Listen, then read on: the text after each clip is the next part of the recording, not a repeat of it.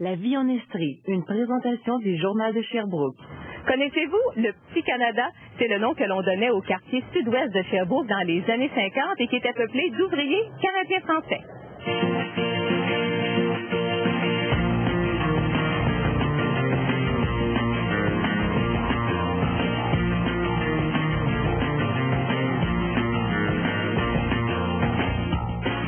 Bonjour tout le monde et bienvenue à La Vie en Estrie. Aujourd'hui, nous découvrons ensemble la 5e murale réalisée par le groupe Mûrir au centre-ville de Sherbrooke.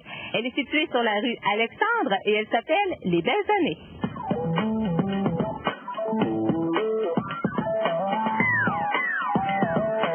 Bonjour Serge. Lorsqu'on s'est retrouvés ensemble sur la murale du bicentenaire au coin des rues Dufferin et Frontenac, je me souviens qu'on avait spécifié aux gens que la murale avait été réalisée comme si on avait arrêté le temps le 2 juin 1902. Dans le cadre des Belles Années, on a voulu encore une fois arrêter le temps, mais cette fois-ci le 27 septembre 1958. Il y a une raison particulière?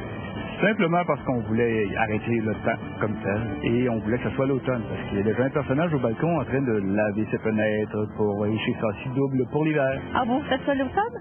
Parfois. C'est aussi, il faut dire, l'avènement de la télévision. De plus en plus de résidents de Sherbrooke ont la télévision dans le salon. D'ailleurs, on voit un monsieur qui installe son antenne sur le toit et déjà, il est interpellé. Il est interpellé par le propriétaire de la télévision qui est en train de lui dire justement tourne un peu à gauche, il y a encore de la neige à la réception. Et c'était quoi à ce moment-là le poste de télévision qu'on écoutait?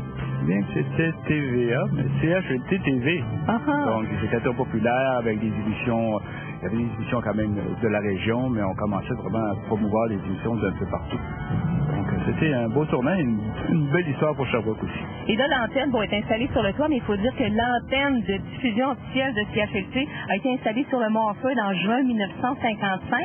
Et il y a 3 ans bientôt, on célébrait les 50 ans de TVA justement à Sherbrooke, puisque la première émission diffusée a été diffusée donc le 12 août 1956. Exactement. Étiez-vous devant votre téléviseur à ce moment-là? Pas encore. Non, pas encore. J'espère, il est tout jeune, Serge. Une petite banque pour les économies. Ça, c'était pratique, surtout lorsqu'on sait qu'en 1957, le salaire moyen était de 54 $ par semaine. Ça, c'était pour une semaine de travail de 42 heures et demie. Il faut dire qu'il y avait quand même l'octroi de 1 ou 2 semaines de vacances payées par année.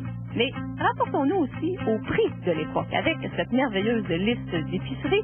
Par exemple, côtelette de porc, 25 sous la livre, ou encore des œufs moyens, 45 cents la douzaine. C'est drôle, Serge, quand on regarde la scène d'ici, on dirait presque un copier-coller. Ah, ça se complémente très bien. On a vraiment voulu l'architecture qui se mêle à tout et ça fonctionne. C'était très représentatif de l'époque, j'imagine, avec les grandes familles et tout ça, de devoir maximiser l'espace. Justement, c'est encore le seul vestige de cette époque-là qui existe vraiment. Dans le quartier ici, encore de petites ruelles et les maisons étaient construites les unes derrière les autres de façon très aléatoire, justement, pour maximiser l'espace et offrir tous les appartements de ces grandes familles. Donc, avec les ruelles, les 3 étages, les grandes galeries et tout ça. Et tu as regardé ce cachet-là, le coin de la rue Alexandre encore, c'est typique à Sherbrooke, ce genre d'immeuble-là. Exactement. On trouve sur la rue Gaz, ici sur la rue Alexandre, beaucoup de maisons cubicules qu'on appelle comme telles, des boîtes carrées à grande galerie qui permettaient justement le bon voisinage et de pouvoir permettre un beau terrain de jeu pour les enfants. Mais c'est des galeries qui demandent plein d'entretien aujourd'hui. Il faut les peinturer à chaque année. Il y a peut-être des galeries là-dedans qui ont été remplacées au fil du temps. Olivier, c'est un quartier qui était ouvrier, beaucoup. Est-ce que les femmes à l'époque travaillaient, Serge? Aussi, ils travaillaient dans différents commerces. On se retrouvait beaucoup au niveau de secrétariat. Donc, on les retrouvait aussi au niveau de certaines technologies encore, là, comme le téléphone et les avenues. Donc, beaucoup de commerçants les utilisaient, bien sûr. C'était l'époque aussi, dans le quartier ici, de l'inauguration, même la bénédiction de la cathédrale Saint-Michel. Ça a vraiment touché beaucoup de quartiers ici. Mais la cathédrale Saint-Michel, ça s'est fait en plusieurs étapes, sa construction. Ben, c'est fait, oui, sur plusieurs années. La première partie où on retrouve justement l'archevêché comme tel, avec les aides d'audience publique, qui est un trésor de la région. Et semble-t-il que ça lui a pris 8 ans peindre l'ensemble de ses œuvres dans la petite chapelle. Exactement. Wow. Pas tout à fait la chapelle Sixtine, mais c'est pas loin. Donc, il y a beaucoup c'est moins loin. Exactement. Il y a beaucoup d'aménagements qui ont été créés dans la première partie. Donc, même à l'époque, quand les gens allaient à la messe, il y a au sous-sol. C'est simplement qu'à partir des années 50 et 56 et 57, où là, on a commencé à construire par l'architecte Louis-Anne Audet, qui a développé vraiment ce qu'on appelle aujourd'hui la cathédrale et la grande salle.